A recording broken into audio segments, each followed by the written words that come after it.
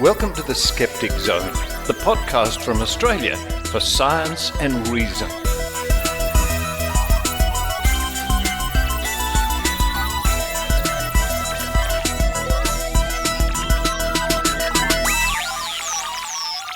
Yes, it's the Skeptic Zone podcast, episode number 646 for the 28th of February 2021. Richard Saunders coming to you this week from Maynard's International Studios. Maynard. That's right, we're sitting here watching a very skeptical movie called The Swinger featuring Anne Margaret. It's very skeptical. It is, and you made the comment, Maynard, that I bet that there are no other skeptics watching this movie at the moment. That's right. Bet you Susan Gerbic hasn't got this on right now. Bet you the entire cast of Squaring the Strange isn't watching Anne Margaret in The Swinger. I bet you're right. Now, coming up on this week's show, I interview Dan Lynch and Dr. Julie Kirsch about a new book they've written called Crystal Healing. Crystal Healing, and I've got here it is, Crystal Healing, the science and psychology behind what works, what doesn't, and why. All about rocks and crystals and why people think they can heal. Well, I imagine it's a fairly short book then. Surprisingly not, because they go into how crystals are formed, why people believe in crystal healing and individual crystals, but a fascinating interview coming up at the top of the show. Yeah, you're into crystal healing, aren't you, mate? I am indeed. I've got a crystal where the sun don't shine. My cupboard in the kitchen. Oh, your cupboard in the kitchen. Yeah. I've seen that crystal in the cupboard in your kitchen. But I think it's great because skeptics should really get into that to find out why people believe what they believe. I agree completely. After that, it's Tim Mendham with the Book of Tim, another reading from the pages of the Skeptic magazine. This week, it's a bit of a surprise. I'm not even sure what Tim will be looking at this week. We'll find out all together later on in the show. I believe he's talking about all the movies of Tony Franzioska, which is pretty interesting. The co-star in The Swinger with Anne Margaret. I believe he's concentrating on that this week. Which we are looking at in the corner of the room right now, yes. There was just a scene where she was covered with paint a little while ago, which was quite sceptical. Following that, it's the Australian Skeptics newsletter. See what's making news with the Australian Skeptics this week. And then we wrap up, Maynard, with another dive into Trove and the psychic testing from the 1950s. I thought we were going to do a fallacy this week. I was going to do the fallacy of wearing your lamp on the head at a party. That's a well-known logical fallacy, that one. But no, you have to go to our new website, which is tinyurl.com/logicalzone to hear all of Michelle Bickersmar's logical fallacies, because she's taking a rest from them. She hasn't done the one about the fallacy of the flat tire on the way to the dentist. Strangely not. You'd be surprised how often that's quoted. I would be very... What, the flat tire on the way to the dentist? Exactly. How many times have you been late for something? Oh, I had a flat tire and I had to go to the dentist. It's always a fallacy. As a flat tire on the way to... Also, if you go to skepticzone.tv, scroll down on the right, you'll see a link to the new typewriter time on YouTube. These are all the funny sketches and bits starring your skeptical favourites from all around the world that I've put together over the last year, including you, Maynard. You appear in a couple of episodes. Oh, yeah. Well, some of my greatest moments here. And we've actually been hanging out here because we've been doing a bit of video streaming, which is going to go to air 8:30 Friday night, Australian time. And you might be able to catch it on, I don't know, my Facebook page or somewhere like that afterwards. But, Richard, you've been great, even with the beard. Yeah, the beard helps, actually. I've been behind the scenes, behind the light, doing the camera work and throwing things at you. Yes. Yeah. Which I do anyway. Yeah. He can light a sparkler like no one else, kids. Well, you know what, Maynard? I think it's time we both run to the kitchen and look in your freezer. Oh, right. Okay, so while we're getting ourselves 2 stale crumpets, what are you doing, Richard? I'm going to listen to the Skeptic Zone. Because that's all that's in there. I'm on the all stale crumpet diet. Put that in your skeptic pipe and smoke it.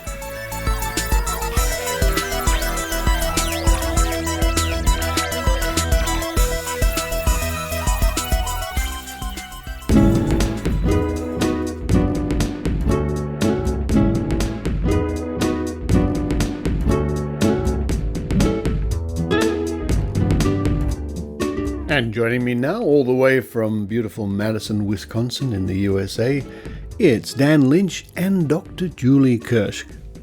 Hi. Hi. Thanks Nice for to having meet you. us. It's good to see you, and through the magic of the interwebs, we're actually looking at each other, and I can almost peer into the background there and see what the weather is like in Madison, Wisconsin. Now, before we start, I have an advanced copy here of your book, Crystal Healing, the science and psychology behind what works, what doesn't, and why. And when I initially got the press release from your publisher, I read it and I thought, what's this about? Why are they sending a skeptical podcast a book about crystal healing?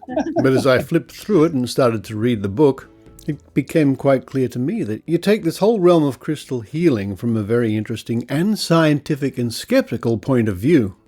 But first of all, Dan, what's your background when it comes to crystals and rocks and things like that? Well, I grew up in a rock shop. My parents are jewelers, and we've had a store in the family most of my life, buying and selling rocks and minerals. And a lot of this stuff I learned firsthand, or at least got my start in it firsthand, identifying, handling, testing, polishing various rocks and minerals, supplemented with some classes at university and things like that, but largely self-taught. And Julie, now, before we started, you told me that you're a freshly minted doctor. What's your background? Yeah, so my interest is in health psychology. So I just graduated from UW-Madison with a degree in health psychology, where largely just understanding how different, thought processes and emotions get under the skin and influence health. And my interest in rocks and minerals really stemmed from meeting Dan in high school and actually working in the rock shop and being around that growing up as well. Now, Dan, all those years ago and all that time in the rock shop, I guess you had the occasion when people were coming in to seek out special crystals for healing. Of course, yeah. We had it all the time. I would say, wow, almost one-to-one with people coming in to look for minerals for their collection because they found them interesting. We had almost just as many people looking for something to help with their arthritis or help with their creativity. A lot of times they'd come in with a little list of minerals that they made ahead of time because they had just read a crystal healing book and they wanted to find, various minerals and stones that would help with whatever was ailing them. So I saw a lot of that firsthand. Wow, that's fascinating. And as Skeptic Zone listeners know, crystal healing is one of what we call the classics of skepticism.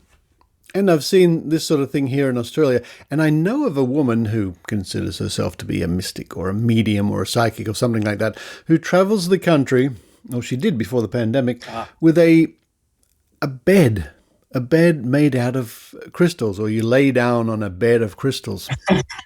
So you've put together this book, and one of the things I like about the book are the chapters dedicated to the formation, the scientific look at the formation of crystals. Now, that must have been a fascinating thing to write about. Yeah. I've written a number of books about rocks and minerals, but rarely do I get to dive into talking about how they actually formed. Simplifying it down to something that everyone can understand. Part of the reason why crystal healing has become so prevalent is because mineralogy and crystallography is inherently complex and difficult to understand. Crystal healing books and books, metaphysical books of that kind, really make it simple and approachable. So I thought I had to take that same approach to the actual science behind rocks and minerals and actually boil it down to what crystals truly are. We felt a responsibility. We felt we couldn't tell people these are not magical objects without breaking it all the way down to the actual, literal atomic level and showing them that they're not magical objects. Indeed, and the book does go into this down to the atomic level, and where crystals are formed in the Earth's crust, which I found fascinating, and the fact that some crystals are quite young. And that surprised me a little bit because I've got this idea in my head that crystals should be ancient things, but no, they vary in age quite a lot. Now, Julie, you must have found this a fascinating book to write as well. Why do you think it is that so many people are attracted to the idea of crystal healing? Do you think people think crystals are magical or have some sort of special power or something like that?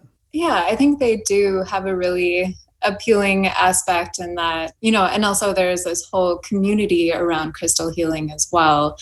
And that can also bring people in and especially thinking of online and social media, there's just a multitude of sources and websites on crystal healing and, looking at the various, types of crystals and uses. And it does seem like very, evidence-based as well, because they'll often provide different testimonies and things like that I think are just very appealing to people and can draw people in. Absolutely. And I guess what we've discovered here in the skeptical world is when people believe in something like that, they agree with each other and they sort of feed off each other. They're reinforced by each other. Now, if somebody comes along and says, well, I had this particular problem and I tried this certain crystal and it worked for me, that can sway a lot of people. And what I like about your book too is you look into the psychology. And, you mentioned Carl Sagan's dragon, which is a good thing. Sure. Mm-hmm. Now, Dan, one of the things that I've heard over many years about crystals is people say, well, they're used in watches, so they must have an energy or something like that. How do you look at that? That's an example that pops up quite a bit, actually. I think there's just a fundamental misunderstanding of the properties of crystals. They consist of a repeating atomic structure of atoms bonded together, and that structure can cause, electricity or various other forces to move through it at regular intervals. So when a watch, a quartz crystal in a watch is keeping perfect time, that's entirely a result of electric current, not because of any mystical vibrations within it.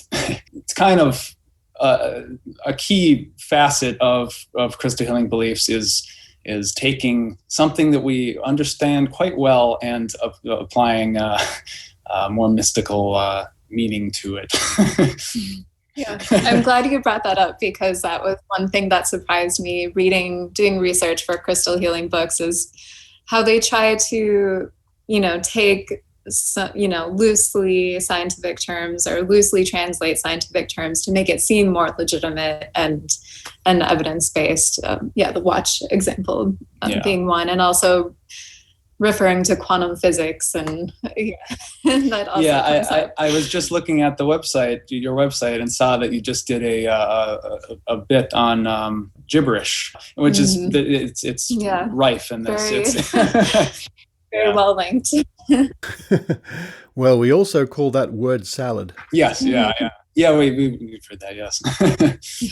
Now, and a question for both of you: is there anything that particularly surprised you and you didn't know about when you were doing research for this book? Well, to be frank, there's a lot about crystal healing beliefs that should be surprising, but wasn't. They make all kinds of wild claims with all kinds of anecdotal evidence to support it. I will say one thing that surprised me when I was when we were researching the book and the actual mining processes of certain minerals that are particularly revered by crystal healers. For example, rose quartz. There's a lot of places where these minerals are obtained illegally or dangerously, and in the case of rose quartz, sometimes with child labor. Wow. Namely in Madagascar. And those facts are really at odds with the crystal healing, ideals of being holistic, being natural, being more organic, and a lot of the shadier sides of crystal mining really fly in the face of those ideas. Well, you make an excellent point there, because a lot of the people who are involved in that realm of so-called crystal healing and thinking they're getting benefit, and they have that outlook of being one with nature and trying to be at peace with the universe and having an ethical outlook and things like that. And I too was surprised when I discovered that a lot of these crystals are sourced in a most unethical way. And certainly not all of them, but enough that it is a concern whenever you're buying anything that's been mined. You kind of have to ask that question to yourself: where did this come from? Who did the work, and what did they get paid? Yeah. Yes, it's one of the many fascinating things I discovered in this book. Now, a question for both of you is, who is this book really aimed at? Now, I'm a skeptic. I've been around for a while doing this sort of stuff, and I found it of great interest. It was an education, but when you were writing it, who was it really aimed at, in your opinion? Well, I don't think we're going to change the minds of anyone who is deeply entrenched in metaphysical or pseudoscientific beliefs. But if we can get the point across to someone who's curious, who's maybe interested in rocks and minerals, thinks crystals are really neat, but doesn't know a lot about them. Maybe they're talking to people on Facebook about the properties of crystals, and maybe they're getting some bad information. They might be leaning towards crystal healing beliefs. This book is really for them. I think we did a good job walking people through what crystals really are and how the crystal healing industry can lead you astray. Yeah, and I think it's also for people like yourself who may know of somebody, a family member or friend, who's going down the path of getting more entrenched in the practices. And so we're hoping this can help arm individuals to come up with different talking points and do it in a really empathic and understanding way to help convince them that this really isn't an evidence-based and well-supported practice and could have more negative consequences down the line. Now, folks, the book is called Crystal Healing, the Science and Psychology Behind What Works, What Doesn't, and Why, by Adventure Publishing, by Dan Lynch and Dr. Julie Kirsch. And I'd like to thank you very much for spending some time here on the Skeptic Zone. And I'll put a link in this week's show notes so you can have a look at where to get that book for yourself. And I think it's going to be available in April. Should be April 6th, barring any major COVID delays. Well, who can look into the future? We need a crystal for that. Well, for now, Dan Lynch and Dr. Julie Kirsch, all the way over there in beautiful Madison, Wisconsin, thank you very much. Thank you for having us. Thanks for your time.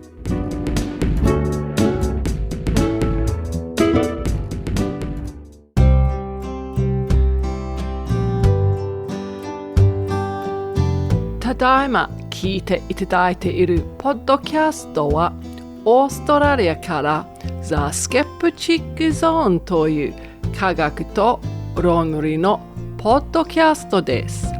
英語は世界中で数ある言葉の一つですが、このポッドキャストはいろいろな国の言葉で紹介します。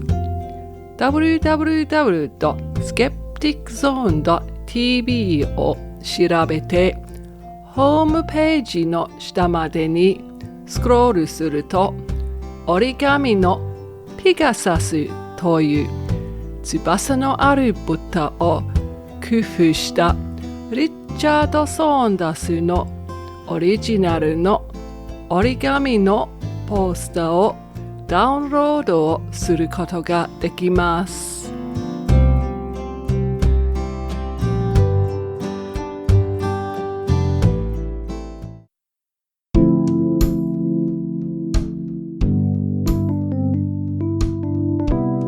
And now, a reading from the Book of Tim with Tim Mendham.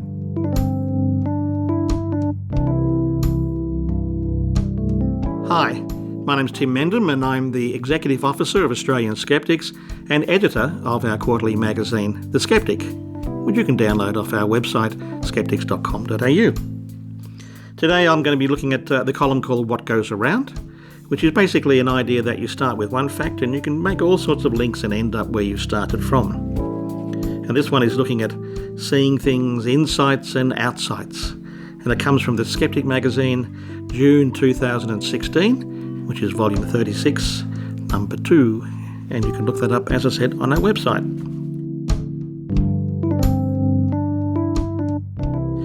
We start off with the concept of pareidolia, which is a word that's used a lot in skeptical circles, which is a psychological phenomenon involving a stimulus, which could be an image or a sound, wherein the mind perceives a familiar pattern of something where no pattern actually exists.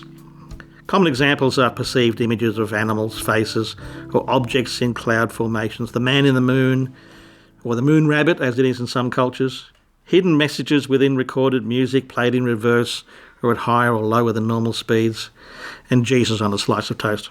The word is derived from the Greek words para, which means beside or alongside or instead of, in the context meaning something faulty or wrong, and the noun eidolon, meaning image, form or shape. So it's a instead of shape. Pareidolia is different to hallucinations. The former is seeing something real but interpreting it incorrectly. Hallucinations, on the other hand, are phenomena of seeing, hearing, touching, tasting or smelling things that are not there. Sleep deprivation can result in a predictable series of hallucinations, and the first of these is the sense of something moving in your peripheral vision. Some have dubbed these brown furries because they often appear as indistinct black-brown objects, and the peripheral vision is primarily grey scale. Visual hallucinations, common in people with dementia with Lewy bodies, and the less common audio hallucinations may be associated with psychic phenomena. Now, Frank Podmore, who lived from 1856 to 1910, was an English author, a founding member of the Fabian Society, a psychical researcher, and member of the Society for Psychical Research. Unlike most works published by members of the SPR, Podmore's output received good reviews from the scientific community, particularly as he gave rationalistic explanations for much of the psychical research that he studied.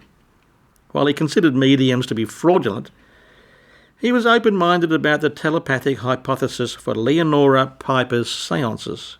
However, he said that the evidence for the seeress of Provost was inconclusive and sometimes indicative of collusion with members of the seeress's family. Friederike Hauff, who lived from 1801 to 1829, so therefore she wasn't very old when she died, was also known as Friederike Hauff, or the seeress of Provost. She was a German clairvoyant, medium and somnambulist, sleepwalking. She suffered from convulsions and would fall into spontaneous trances. She claimed to have communicated with spirits and experienced visions.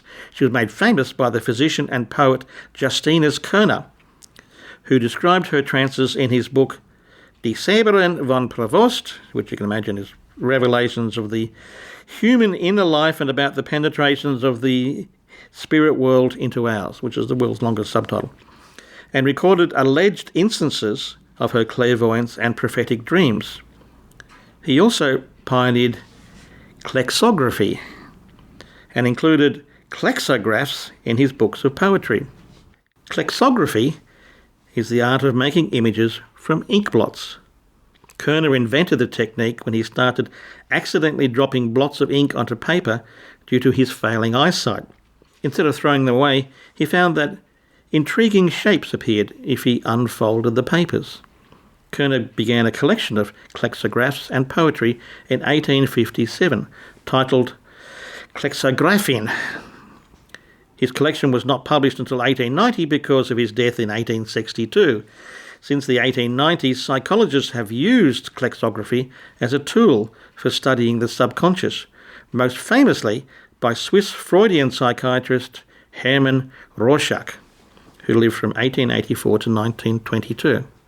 As a child, Rorschach was known to his friends as Klex because of his interest in klexographic inkblots.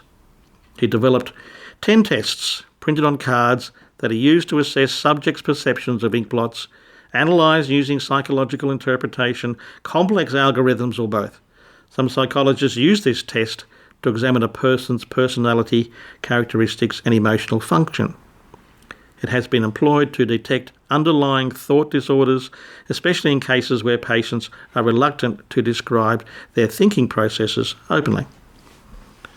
The Rorschach is a projective test, as it intentionally elicits the thoughts or feelings of respondents which are projected onto the ambiguous inkblot images. And projection, in this instance, is a form of directed pareidolia, which brings us back to where we started from, the psychological phenomenon of pareidolia. And that was in the What Goes Around column in the Skeptic magazine, June 2016, which is volume 36, number 2. And you can download the entire copy of that issue of the magazine, as with many others, from our website, skeptics.com.au. And while you're there, maybe you should think of subscribing to the magazine. It's a plethora of fascinating information. I should know. I edit it.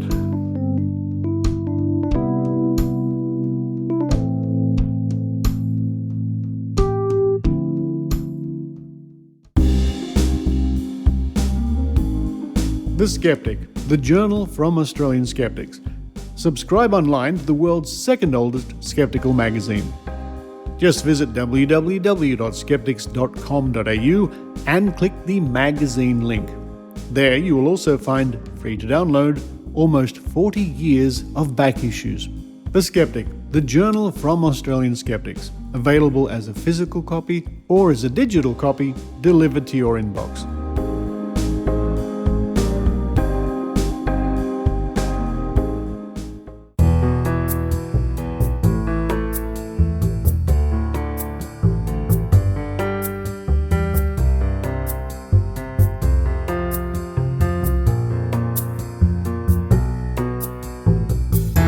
Now let's take a look at the Australian Skeptics newsletter number 116, written and compiled by Tim Mendham.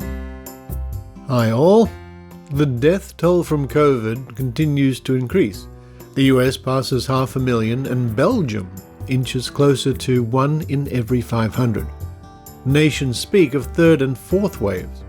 In Australia and New Zealand we suffer the occasional outbreaks and react with concern and sometimes restrictions, even though the numbers are incredibly low compared to elsewhere.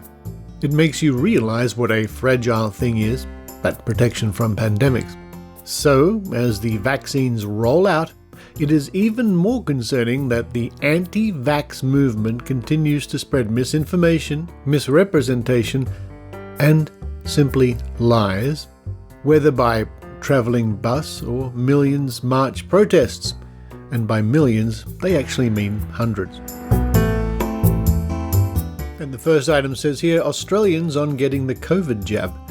A recent study by ANU found a significant and substantial increase in vaccine hesitancy since the same people were asked about getting the jab last year, with those becoming less willing to get a vaccine increasing by 31.9% between August 2020 and January 2021. And 9.9% more willing. According to the study, females, Indigenous Australians, and those who speak a language other than English at home, and those who have not completed Year 12, that's Year 12 in high school, have become less willing to get vaccine compared with the rest of the Australian population. And don't forget, each of these segments is accompanied by a link you can click on to take you to the full story. Global Summit on the Efficacy of Spinal Manipulation Therapy. A recent report from a global summit of international scientists has found that there is, quote, no evidence for an effect of SMT, spinal manipulative therapy, for the management of non-musculoskeletal disorders including infantile colic, childhood asthma, hypertension, primary dysmenorrhea, and migraine, end quote. A proportion of chiropractors, osteopaths, and other manual medical providers use SMT for the primary, secondary, and tertiary prevention of non-musculoskeletal disorders. The summit's findings challenges the validity of the theory that treating spinal dysfunctions with SMT has a physiological effect on organs and their function. How Australia became fertile ground for misinformation and QAnon. Australians have proven highly capable of adapting international conspiracy theories like QAnon to the local context. And the problem is not going away. One report found that Australia was the fourth largest country for QAnon activity, behind the US, the UK, and Canada. though the US leads the field by a country mile. This is quite a detailed article on the status of conspiracy theories and theorists and QAnon followers in Australia.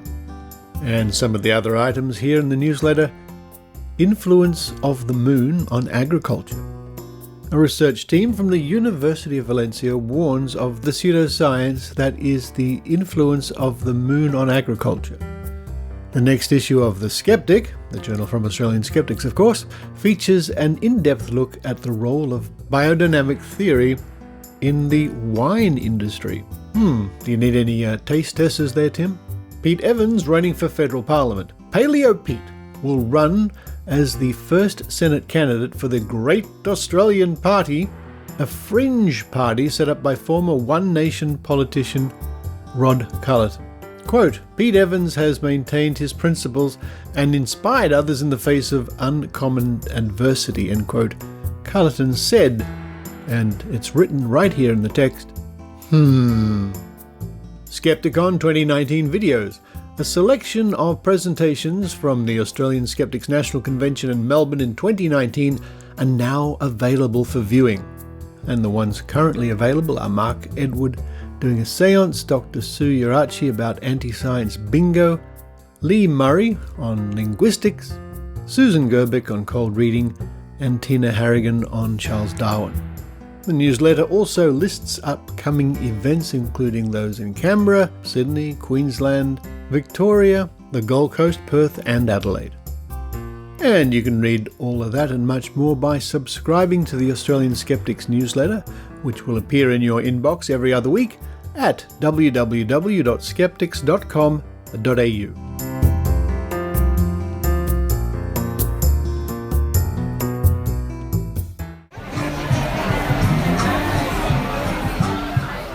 Drinking, hey, oh, drinks, hey. So nice to be back at Skeptics in the pub.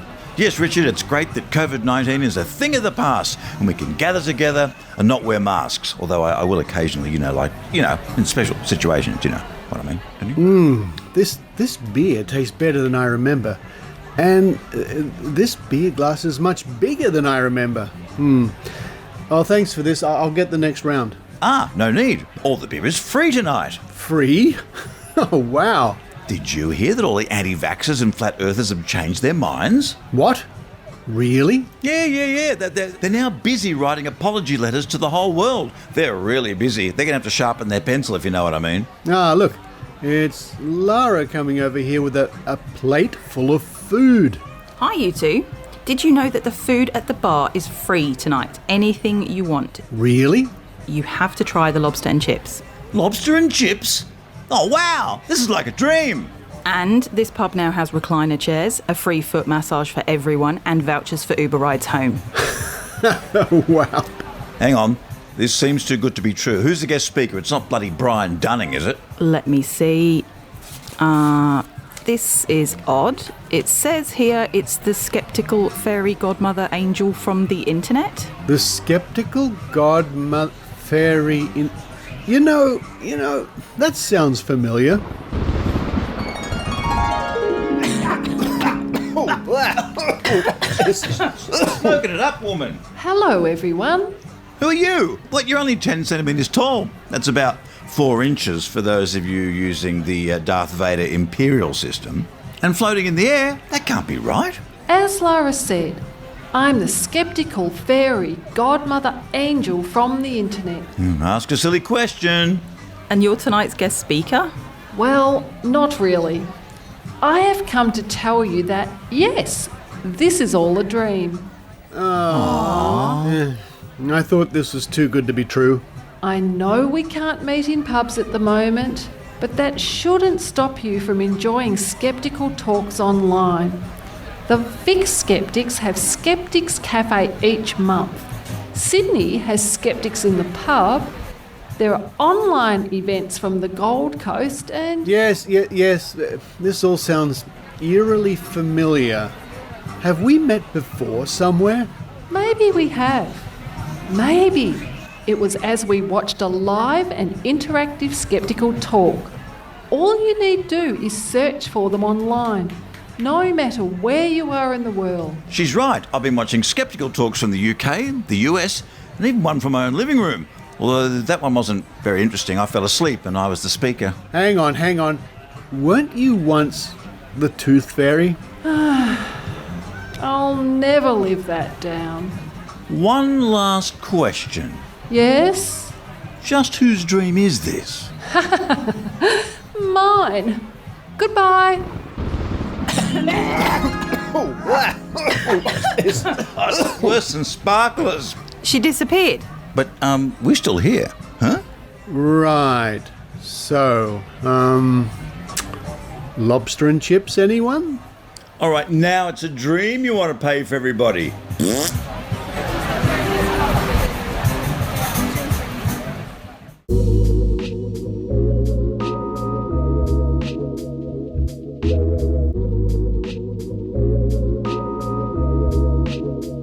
Now it's time once again to look into the unknown, the continuing series of reports from 1950 of psychic and other paranormal tests conducted in late 1949, reported in 1950. This comes to us from the Colour magazine Sunday Sun Supplement, and this particular part we're up to was published on the 8th of October 1950.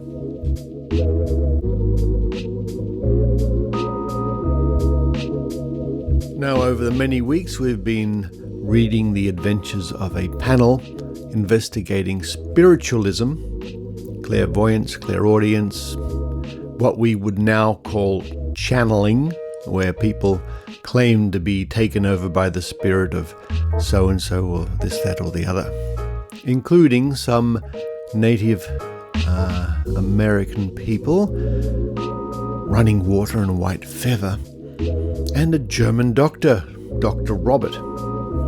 And of course, we widely suspect that these original disembodied spirits actually never really existed. Last week we had the beginning of the summing up from the panel. We heard from Lord Amwell and Sir John Anderson. This week we continue with the summing up from Dr. Bendant and Mrs. Haldane.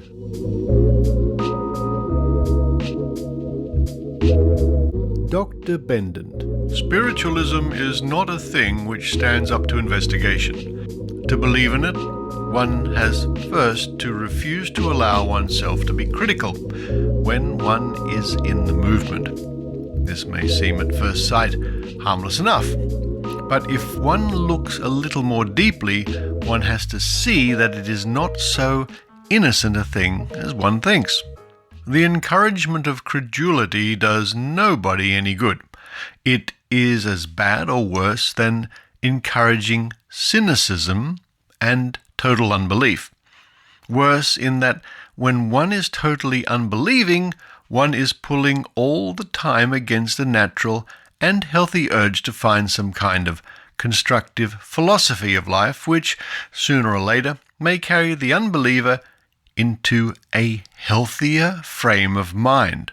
If one is credulous, nothing short of some severe and probably highly painful shock will get one out of the sloth of emotionalism, and then, perhaps by reaction, the one who hitherto believed too much finds himself disillusioned and naked, and unable again to find any foothold from which to look positively at life.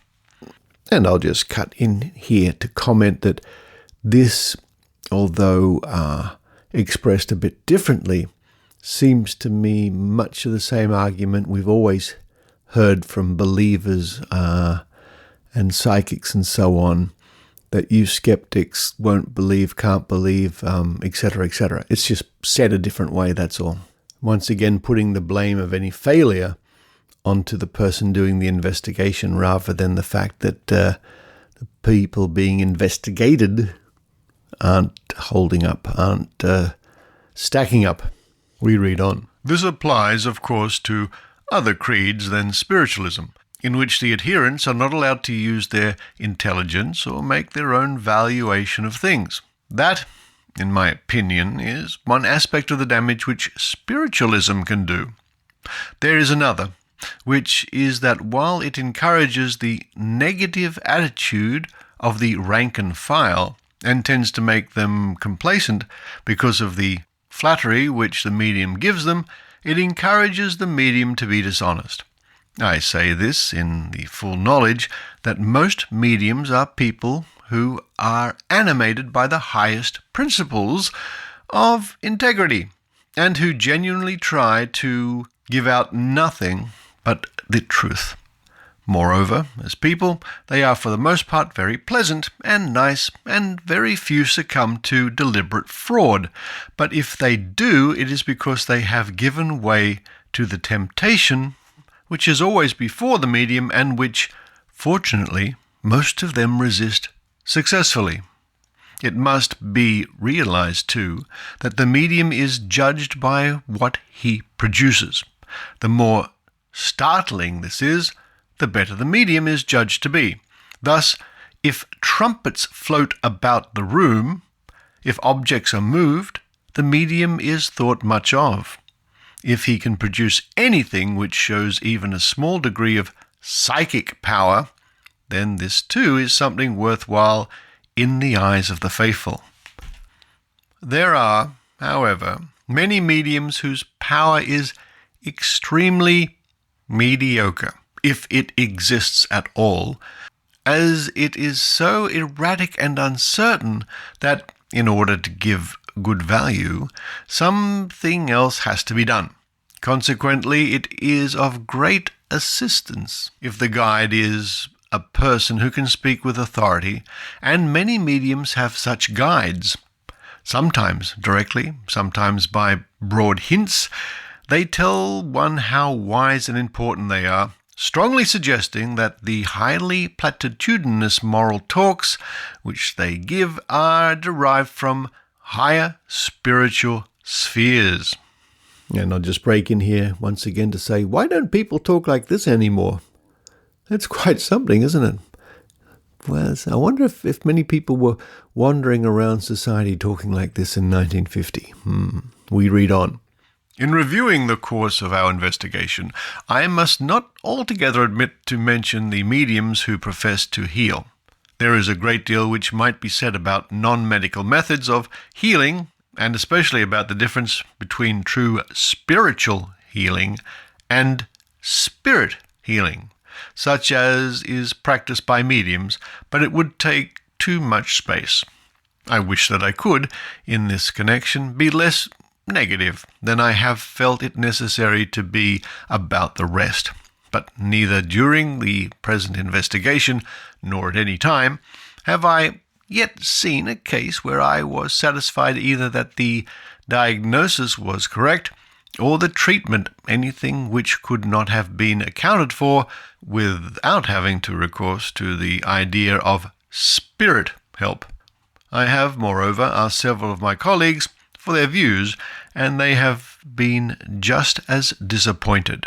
Naturally, the believer will blame this on the conservatism of the profession, but I am afraid this will not do. Among 40,000 doctors, there should be a few who would face the truth, if truth there were. On the contrary, one fails every time to get concrete evidence of cure and usually also of diagnosis. And now we come to the part where it's the turn of Mrs. Haldane to sum up. Mrs. Haldane. There is still a vast number of people who do not believe in what is commonly called telepathy or clairvoyance, but the thousands of experiments made, both by the Society for Psychical Research, a strictly scientific body, and such distinguished researchers in this field as Professor J.B. Rhine and the mathematician Dr. Sull, have already proved the existence of these phenomena up to the hilt. So, as far as I'm concerned, my own experience has confirmed all their results over and over again. And I agree with Professor Rhine that there are probably millions of people in the world today who can make similar experiments and discoveries in the field with equal success. I break in once again to lament the fact that I can't jump into a time machine, go back and conduct some tests at the time myself for these people along the lines of the ones I used to do with the James Randi crew at the amazing meetings for the $1 million challenge. Wouldn't that be something? We read on. The one thing that seems probable to me, as far as my personal experience has gone, is that there is no need to assume the intervention of any supernatural forces or beings in order to explain either telepathy, clairvoyance, or other means of paranormal communication. However, there are a great number of people who require to satisfy some emotional longing or calm some fear or sorrow by making such assumption. I do not for one moment question either the honesty or the sincerity of those who believe in spiritualism, the supernatural, or the possibility of communicating with the dead with the help of mediums, men or women who use their paranormal gifts in this particular way. When I was recently invited to join the committee formed to attend sittings with various mediums, I had no previous experience of spiritualism. My mind was completely open on the matter. I thought my previous experiments in telepathy and clairvoyance might assist me to assess the qualities of mediumship from a strictly intellectual and non-emotional angle, and this was, to some extent, the case. And I was very interested indeed when, at one of the sittings, a remarkable instance of telepathy involved me personally. The medium in question was a lady whose speciality was, she told us, psychometry. This is another technique for achieving telepathic contact with someone not present physically. It consists of giving the psychometrist an object to hold, such as a ring, a fountain pen, a cigarette case, or some similar article, and from which to glean information about someone who has been in contact with it previously. When the sitting began, the medium was handed a wristwatch by one of those present, not by me. She held this in her hand and began to describe the impressions it conveyed to her. Suddenly she said, "I am getting a name. It's the name of Morris, not the Christian name, the surname, and now another name. Yes, I have it. John Morris." Now this did not convey apparently anything of interest to the other members of the audience except to myself, for John Morris was, as I have related, a friend with whom I conducted a long series of telepathic experiments in 1935. I am glad to say that he has not passed over, but is very much alive. On the occasion when this sitting occurred, Mr. Morris was holidaying in Italy, nor was he at the moment in my conscious thoughts. There is no doubt, however, that subconsciously I connected him with such experiments, and what had happened was my subconscious mind had transmitted his name to that of the medium. With regard to the very controversial subject of spiritualism, my personal knowledge is extremely limited, nor do I propose to extend it much further. There are obviously only two possible approaches to the subject. The first is objective, cool, intellectual approach of the scientific investigator. Today, this is being applied on a very big scale by such bodies as the Society for Psychical Research. Its members have at their disposal the necessary training, medical and psychological, the necessary apparatus, and the experience required for such investigation. I have not, and even had I the essential prerequisites for such work, I would have neither the leisure nor the inclination to devote myself to it. The second method of approach is the subjective, emotional one. Thousands who have suffered grief and bereavement through the loss of loved ones have undoubtedly found great consolation in spiritualism, but this is a temperamental matter. while it would be most unbecoming to deny to others the right to seek and find such consolation, for myself I feel no necessity for it. This is not because I have not myself suffered grief or bereavement, but my tentative experiments and in study of paranormal phenomena have revealed to me the great dangers attached to wishful thinking, and no emotional satisfaction or consolation would outweigh for me the reluctance to become the victim of my own wishful thinking, autosuggestion, or self-deception. Once again, a comment from me. That's fascinating. It's just so fascinating. She suggests that she has these sort of safeguards up, but apparently, as we read earlier in her account, she is completely believes in spiritualism anyway, or psychic matters. And her account of the psychometry is a good example of that, where we really would need to have been there at the time, but somebody throws out a name and she connects it with somebody she's known for many years or knew many years ago. That's fascinating. Let's read on. I believe that a certain amount of suffering is necessary for the full development of the human spirit.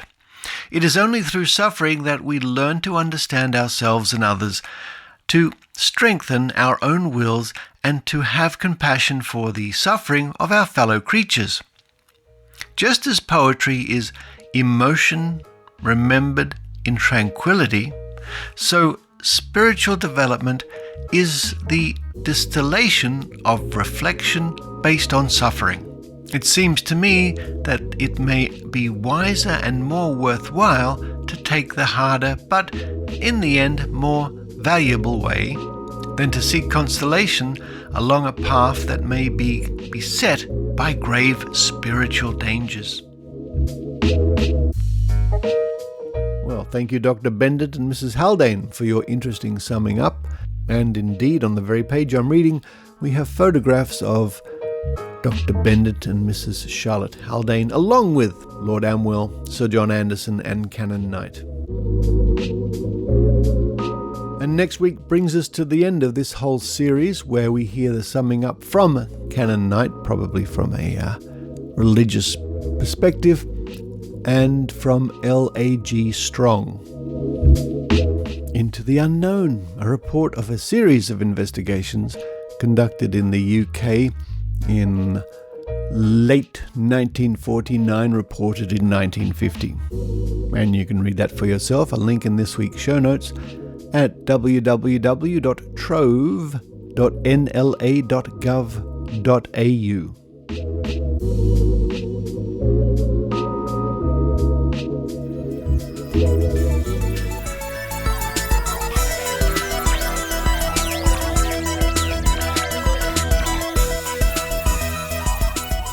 Thank you for listening to the Skeptic Zone. Maynard, I hope you enjoyed this week's episode, especially the interesting summing up of those psychic tests in the 1950s, 1949, 50s. Yeah, it's funny, like that could have been written any time, that couldn't it? Yes. Maybe it was. Maybe it was, and I've been fooled all this time. No, it was typical cold reading, but those people way back then who thought they were experts, or maybe they did consider themselves to be experts. Very interesting. And also, something Richard has experienced tonight for the first time, he did not know that I had a copy of the Uri Geller album on vinyl from the 70s, and I brought it out and I scared you. You know what? I didn't know Uri Geller brought out a record album, and there it was, and I turned it around, there's a bent fork on the back, not a bent spoon, a bent fork. Yeah, well, he's nothing if not diverse. Yes. Yeah. There's one way of putting it. Yes, that's right. Now, coming up on next week's show, we finally conclude our series Into the Unknown from Trove. At long last, we find out what the panel really think. Looking forward to that. And then we'll be looking at more skeptical things in the weeks to come in the archives there at Trove. But I want to say a big thank you, as I always do, Maynard, and I know you appreciate this, to our Patreons and our PayPal subscribers. Look, Richard would never say that, but because I'm a bit of a rude bugger, I would. The only listeners who really matter are the Patreons, because let's face it, they're the ones that are footing the bill.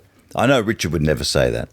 I would never say that. You are footing the bill, and the Skeptic Zone has bills to pay. Strangely enough, you wouldn't believe it, would you? Including my tooth lately, Maynard, I must admit. That's right, yes. Yes. Yeah. Look, if you, to quote many a podcaster, if you don't support something, you can't expect it to be there tomorrow.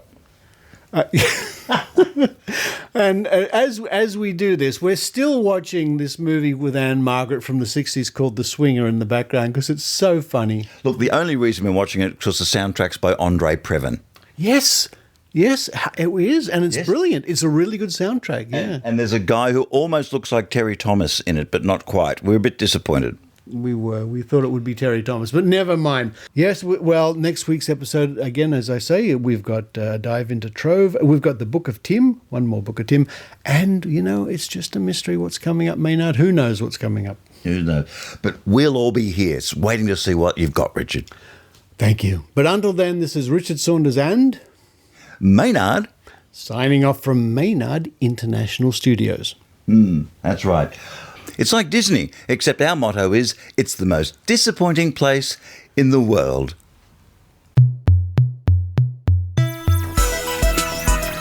You've been listening to the Skeptic Zone podcast. Please visit our website at www.skepticzone.tv for show notes, contacts, and to access the back catalogue of episodes going back to 2008. You can follow the Skeptic Zone podcast on Twitter @Skeptic Zone, visit our Facebook page, or leave a review on iTunes. You can also support the Skeptic Zone via Patreon or PayPal. The Skeptic Zone podcast is an independent production. The views and opinions expressed on the Skeptic Zone are not necessarily those of Australian skeptics or any other skeptical organisation.